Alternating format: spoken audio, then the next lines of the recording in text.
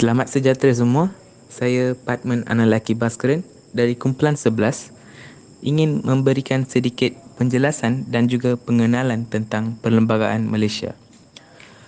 Perlembagaan persekutuan yang wujud merupakan hasil interaksi sosial yang mencipta sejarah antara proses migrasi dan globalisasi. Perlembagaan persekutuan dipengaruhi perjuangan nasionalisme Melayu dan Bumiputera dengan penglibatan pelbagai kaum yang turut berunding bersama Raja-Raja Melayu dan juga pihak British. Secara ringkas dan tepat, perlembagaan dapat ditafsirkan sebagai sumber undang-undang tertinggi bagi sesebuah negara yang berdaulat. Justru itu adalah menjadi tanggungjawab setiap individu bagi mematuhi keluhurannya. Bukan itu sahaja, perlembagaan memainkan peranan sebagai panduan asas mengatur dan menyeleras pemerintahan sesebuah negara ke arah kemajuan dan juga kegemilaan. Terima kasih. Baiklah, seterusnya saya akan menerangkan tentang Malayan Union. Malayan Union telah diisytiharkan oleh British pada 1 April 1946. Sir Edward Jane merupakan Gubernur pertama yang dilantik dalam Malayan Union. Malayan Union mengawal kuasa politik orang Melayu dan juga menguasai sumber ekonomi di tanah Melayu. Oleh sebab itu, Sultan-Sultan Melayu telah kehilangan kedaulatan dan kuasa ke atas negeri mereka masing-masing, terutamanya dalam agama Islam dan juga adat istiadat negeri mereka. Perkara ini membangkitkan lagi kemarahan penduduk tanah Melayu kerana pemberian hak kewarganegaraan tanpa mengira bangsa dan asal unsur melalui prinsip jus soli oleh Malayan Union. Oleh sebab itu, Pertubuhan UMNO telah diwujudkan pada 11 Mei 1946 akibat daripada tentangan yang kuat daripada orang-orang Melayu. Seterusnya, Persekutuan Tanah Melayu 1948. Persekutuan Tanah Melayu ditubuhkan pada 1 Februari 1948, terbentuk apabila Malayan Union dibubarkan dan digantikan dengan Persekutuan Tanah Melayu. Perjanjian Persekutuan Tanah Melayu telah ditandatangani oleh Raja-Raja Melayu dan Sir Edward Jane yang merupakan wakil Empayar British. Perjanjian ini dianggap penting kerana berjaya menyatukan negeri-negeri Melayu buat pertama kali dan membubarkan Malayan Union serta memulihkan peranan Raja-Raja Melayu. Berikut merupakan faktor-faktor pembentukan Persekutuan Tanah Melayu. Yang pertama, ketegasan orang Melayu membantah Malayan Union. Yang kedua, sikap politik Melayu yang sederhana. Yang ketiga, UMNO tidak menuntut kemerdekaan. Yang keempat, perpaduan orang Melayu daripada semua golongan. Dan yang terakhir, sokongan pegawai tinggi British. Seterusnya kita beralih kepada langkah penubuhan Persekutuan Tanah Melayu. Sebuah jawatan kuasa eksekutif telah dibentuk untuk merangkap Perjanjian Persekutuan Tanah Melayu dan dianggotai oleh 12 orang ahli yang terdiri daripada pegawai kanan British, pemimpin UMNO dan wakil Raja-Raja Melayu. Penubuhan jawatan kuasa eksekutif ini dilakukan melalui mesyuarat yang diadakan di King House, Kuala Lumpur. Terdapat beberapa tuntutan orang Melayu dalam pembentukan Persekutuan Tanah Melayu. Antaranya ialah menginginkan sebuah persekutuan seperti konsep negeri Melayu bersekutu. Yang kedua, menolak kerakyatan terbuka Malayan Union. Yang ketiga, meminta dasar perlindungan terhadap negeri-negeri Melayu dipulihkan. Yang keempat, menuntut Raja-Raja Melayu sebagai ketua negeri Melayu. Dan yang terakhir, Raja-Raja Melayu dan UMNO menolak semua prinsip dan struktur Malayan Union. Di dalam Perlembagaan Kemerdekaan 1957, terdapat usaha rundingan kemerdekaan bagi membincangkan hal keselamatan, hubungan British dan Tanah Melayu serta perlembagaan negara yang akan merdeka. Dalam usaha rundingan kemerdekaan, terdapat perubahan di dalam dan luar negara, iaitu membebaskan negara daripada penjajahan seperti di Mesir, India, Burma dan Filipina. Perjalanan rundingan kemerdekaan bermula pada 18 Januari 1956 dan berakhir pada 6 Februari 1956. Rombongan diketuai oleh Tunku Abdul Rahman. Beliau merancang untuk menaiki kapal laut ke Karachi bagi menggunakan masa untuk berbincang dengan wakil Raja-Raja Melayu. Pada 1 Januari 1956, rombongan kemerdekaan berlepas dari pelabuhan Tanjung Pagar, Singapura menaiki kapal laut MV Asia. Rombongan berhenti di Karachi, Pakistan, kemudian berlepas ke London dan tiba di London pada 14 Januari 1956. Perkara yang dirundingkan dan disepakati di London adalah perwakilan Tanah Melayu antaranya dengan menggantikan jawatan Setiausaha Kewangan dengan Menteri Kewangan dan tarikh kemerdekaan tidak lewat dari 31 Ogos 1957. Selain itu, berkenaan hal ehwal British, Ahli Majlis Eksekutif selain Ketua Setiausaha dan Peguam Negara dilantik oleh Persuruhjaya Tinggi dengan nasihat Ketua Menteri. Mengadakan perjanjian pertahanan dan bantuan bersama antara Persekutuan Tanah Melayu dengan British. British dan Commonwealth akan diberikan bantuan seperti pertahanan pada Tanah Melayu. Misi rombongan mendapat persetujuan Kerajaan British untuk memberi kemerdekaan kepada Tanah Melayu melalui Perjanjian Kemerdekaan Tanah Melayu. Kemudian, tarikh kemerdekaan dipersetujui pada 31 Ogos 1957. Pada 8 Mac 1956, Kerajaan British mengumumkan pembentukan Suruhanjaya Raid atau dinamakan Suruhanjaya Perlembagaan Persekutuan Tanah Melayu yang memulakan tugas pada akhir bulan Jun 1956. Antara tugasnya adalah membincangkan, menyusun dan merangka Perlembagaan Persekutuan Tanah Melayu.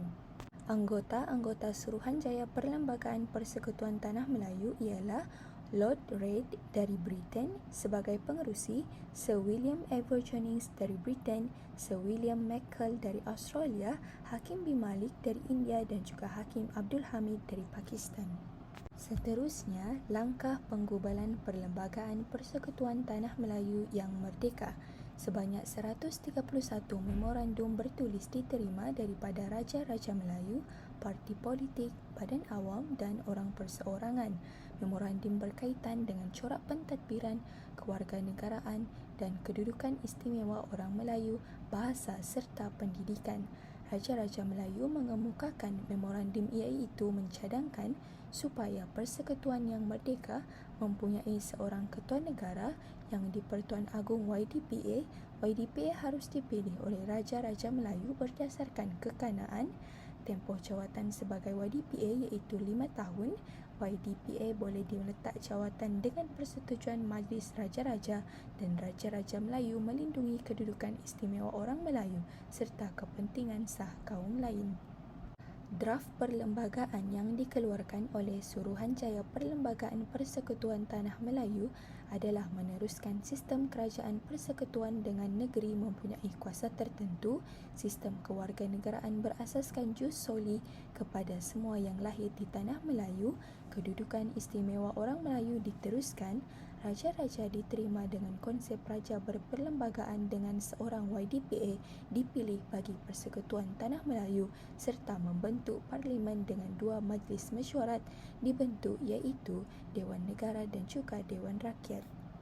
Rentetan itu, banyak reaksi diterima terhadap draft Perlembagaan Persekutuan Tanah Melayu dari berbagai pihak iaitu UMNO dan Parti PAS, Dato' On Jaafar dari Parti Negara, Pertubuhan Cina dan juga MIC. Akhir sekali, satu perjanjian ditandatangani pada 5 Ogos 1957 yang dinamakan Perjanjian Persekutuan Tanah Melayu. Ini merupakan asas pembentukan Perlembagaan Persekutuan Tanah Melayu 1957. Intipati perjanjian persekutuan ini adalah pengamalan Raja berperlembagaan dan sistem demokrasi berparlimen iaitu YDPA dipilih sebagai seorang raja yang dilantik dalam kalangan Raja Melayu dan dilantik setiap 5 tahun sekali. Hal ini termaktub dalam Perlembagaan Persekutuan 1957. Selain itu, berkenaan hal ehwal kewarganegaraan, setiap orang yang lahir dalam persekutuan pada atau selepas Hari Merdeka akan menjadi warga negara. Kewarganegaraan diberikan dalam penguatkuasaan Undang-Undang Perkara 14, memohon didaftarkan sebagai rakyat Perkara 15 dan memohon untuk tukar kewarganegaraan Perkara 19. Dalam intipati tersebut terdapat juga tentang kedudukan istimewa orang Melayu dan kepentingan sah kaum lain iaitu rakyat keturunan Melayu yang diberikan beberapa keutamaan manakala hak masyarakat lain tetap dipelihara dan dilindungi. Agama Islam pula dijadikan sebagai agama persekutuan, namun agama lain boleh diamalkan. Akhir sekali, kedudukan bahasa Melayu boleh diiktiraf sebagai bahasa kebangsaan dan dijadikan bahasa pengantar dan bahasa komunikasi. Assalamualaikum dan selamat sejahtera. Nama saya Puteri Balkis Umairah dan saya akan membentangkan Perlembagaan Malaysia 1963. Malaysia adalah sebuah negara persekutuan yang dibentuk daripada beberapa buah wilayah berasingan. Persekutuan Malaysia terbentuk apabila Persekutuan Tanah Melayu mula bergabung dengan Sabah, Sarawak dan Singapura. Perjanjian Malaysia juga adalah merupakan satu dokumen yang ditandatangani oleh beberapa pihak seperti United Kingdom, Northern Ireland, Persekutuan Tanah Melayu, Borneo Utara, Sarawak dan Singapura. Pada 9 Julai 1963, perjanjian ini telah ditandatangani di London. Isi kandungan perjanjian tersebut adalah terdapat 11 perkara yang menjadi asas kepada Akta 26 1963 bagi meminda perlembagaan yang sedia ada iaitu Perlembagaan Persekutuan Tanah Melayu kepada Perlembagaan Persekutuan Malaysia. Hal ini bagi menyelaraskan penggabungan antara Borneo Utara, Sabah, Sarawak dan Singapura dengan Tanah Melayu. Di samping itu, perjanjian yang telah ditandatangani oleh setiap pihak itu berfungsi untuk semua pihak patuhi dan tunaikan kerana ianya telah disepakati bersama. Perlembagaan ini dibentuk berasaskan kepada dua dokumen iaitu Perjanjian Persekutuan Tanah Melayu 1943 dan Perlembagaan Kemerdekaan 1957. Bagi membolehkan kemajuan dapat diperolehi bersama, maka pembentukan Perlembagaan Persekutuan Malaysia 1963 ini telah diwujudkan bagi membolehkan sebarang perkongsian faedah ekonomi yang diperoleh daripada negeri-negeri yang terlibat. Hal ini amat penting untuk negeri-negeri tersebut bekerjasama bagi meningkatkan ekonomi negara yang akhirnya dapat membantu dalam memajukan negara Malaysia. Selain itu, dengan melalui penyertaan daripada beberapa buah negeri tersebut, maka terwujudlah Persekutuan Tanah Malaysia yang membentuk negara Malaysia pada masa kini. Pada masa yang sama, setelah terbentuknya negara Malaysia, terdapat tentangan daripada pihak Indonesia yang menentang pembentukan Malaysia. Hal ini telah menyebabkan berlakunya perang diplomatik dari segi ekonomi dan yang lebih parah adalah peperangan dari segi senjata. Namun, hubungan diplomatik antara negara Malaysia dan Indonesia telah pulih pada 31 Ogos 1967. Walaupun terdapat cabaran dan tentangan daripada banyak pihak, ia tidak dapat mengagalkan pembentukan Malaysia dan telah membantu bagi menguatkan Perlembagaan Persekutuan Malaysia 1963. Pembangunan ekonomi, kemajuan negara, kekuatan demokrasi adalah penting bagi memajukan dan membangunkan negara Malaysia. Oleh sebabkan itu, sesebuah pindaan perlembagaan perlu diutamakan oleh sesebuah pembentukan kerajaan pusat yang kuat. Sekian itu sahaja daripada saya. Terima kasih. Seterusnya, saya Nurul Izzah binti Al-1, nombor matrik BP22110010 akan meneruskan perbentangan iaitu mengenai 11 perkara dalam Perjanjian Perlembagaan 1963. Perkara 1 menyatakan bahawasanya Borneo Utara, Sarawak, Singapura dan Persekutuan Tanah Melayu dinamakan sebagai Malaysia. Perkara 2 menyatakan mengenai kewajipan Kerajaan Persekutuan Tanah Melayu untuk menggubal perlembagaan. Seterusnya, perkara 3 menyatakan mengenai tanggungjawab Kerajaan United Kingdom untuk menyerahkan kepada Queen perintah-perintah untuk membolehkan perlembagaan negeri-negeri Sabah, Sarawak dan Singapura. Perkara 4 menyatakan mengenai kewajiban Kerajaan United Kingdom untuk mendapatkan penggubalan satu akta di Parlimen United Kingdom bagi membolehkan perlepasan hak kedaulatan. Perkara 5 menyatakan mengenai kewajipan Kerajaan Persekutuan Tanah Melayu untuk mendapatkan penggubalan akta oleh Parlimen. Perkara 6 menyatakan mengenai perjanjian pertahanan luar dan bantuan bersama antara Persekutuan Tanah Melayu dan United Kingdom pada 1957. Perkara 7 menyatakan mengenai tanggungjawab persetujuan bagi membolehkan Queen membuat perintah mengenai pembayaran sagu hati kepada para pegawai. Perkara 8 menyatakan mengenai tanggungjawab Kerajaan Persekutuan Tanah Melayu, Borneo Utara dan Sarawak untuk mengambil tindakan bagi melaksanakan syur. Seterusnya, perkara 9 menyatakan mengenai keperluan menjadikan lampiran J yang berkenaan dengan pasaran bersama dan pengiraan keuangan.